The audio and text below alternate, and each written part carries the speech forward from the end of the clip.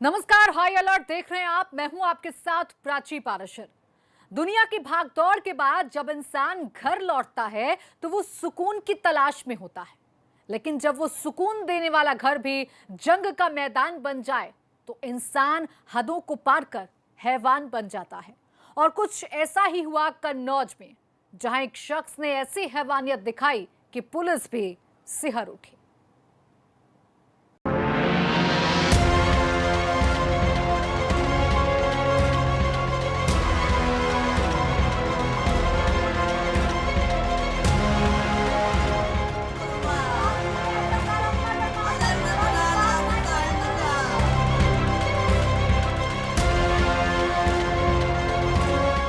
ये चीत्कार, ये दर्द भरी आवाजें यहाँ पर मौजूद हर किसी के दिल को दहला रही हैं। वजह है इनके वो अपने जो अब इस दुनिया में नहीं है, जिनका बड़ी ही बेरहमी से कत्ल कर दिया गया। कत्ल का तरीका देखकर हर कोई हैरान है। रात करीब 3 बजे कन्नौज जिले के सदर कोतवाली में उस वक्त हड़कंप मच गया जब खून से लथपथ एक शख्स पहुंचा और अपना एक बालिया जुर्म पुलिस को सुनाने लगा।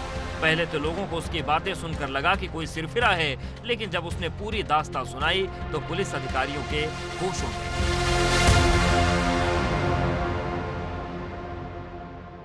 रात करीब 2:30 बजे ये पवन उर्फ मुरारी, उम्र 27 वर्ष, निवासी हौदापुरवा कन्नौज, ये थाने पर आकर के इसने सूचना दी कि कल इसकी पत्नी के साथ विवाद हुआ था और इसकी पत्नी कल शाम को मैके शिवराजपुर थाना कानपुर नगर चली गई थी बच्चों को लेकर के।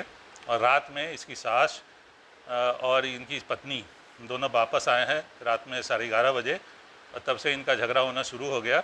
और इसका कहना है कि रात में हंसिया से विवाद के बाद इसने हंसिया चलाया अपनी सास पे, और फिर उसको बचाने के लिए पत्नी आई तो उस पर भी चलाया। और 2 मंजिला मकान है तो उसकी छत में, जिस पे कोई रेलिंग नहीं है, वहाँ से उसने झगड़े के दौरान धक्का दे दिया, जिससे कि वो नीचे गिर गए और उनकी मृत्यु हो गई। जिस इलाके में इस वारदात को अंजाम दिया गया वो सदर कोतवाली का हौदापुरवा गांव है। सुबह जब लोग उठे तो उनके सामने पुलिस का भारी भरकम हमला था, शोर शराबा था और चीख पुकार थी, क्योंकि इलाके के एक मकान के बाहर 2 महिलाओं की लाशें पड़ी थी।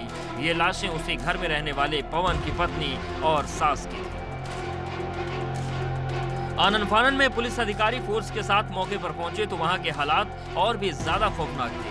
कातिल ने जिस अंदाज में अपना एक बालिया जुर्म बताया था, मौके की तस्वीरें उससे भी ज्यादा डराने वाली। घर की छत पर हर तरफ सिर्फ खून ही खून बिखरा था, चारों तरफ हैवानियत की कहानी थी। वहाँ तत्काल पहुँची है और हमारी फोरेंसिक टीम वगैरह और वरिष्ठ अधिकारी, मैं भी घटनास्थल पर गया।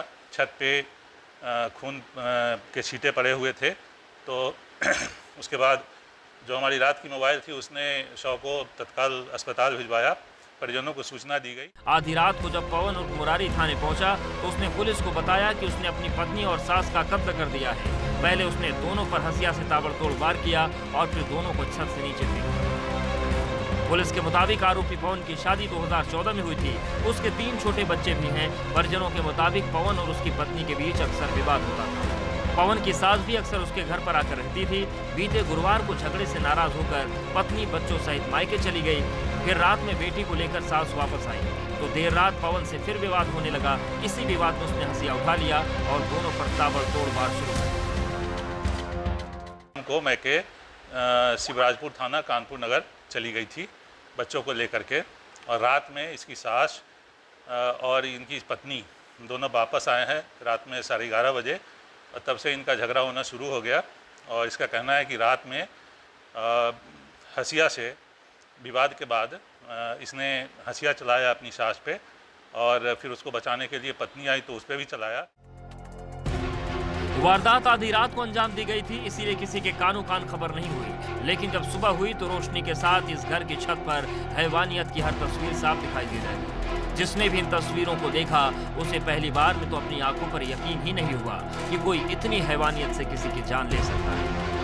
परिजनों ने आरोपी कातिल पति पवन और उसके परिजनों के खिलाफ दहेज हत्या का केस दर्ज कराया है। पुलिस ने आरोपी को गिरफ्तार कर लिया है और मामले की जांच में जुट गई है। इसकी पत्नी सविता जो 24 वर्ष की है, 3 छोटे छोटे बच्चे भी हैं, उनके साथ विवाद चल रहा था। और इनकी सास भी अक्सर यहाँ पे आती रहती थी। तो इनके परिजनों की तरफ से जो आरोपी है उसके और उसके परिवार के सदस्यों के विरुद्ध दहेज हत्या की रिपोर्ट दी गई है। जो मुख्य आरोपी है पवन, वो पुलिस हिरासत में है और घटना की विस्तृत जांच की जा रही है। बेशक परिजनों ने आरोपी पर दहेज के लिए कत्ल किए जाने का आरोप लगाया है, लेकिन वारदात के पीछे पारिवारिक कलह वजह बनकर सामने आ रही है। हालांकि पुलिस वारदात के हर पहलू की जांच कर कार्रवाई की बात कह रही है। कन्नौज से नित्य शर्मा, एबीपी गंगा।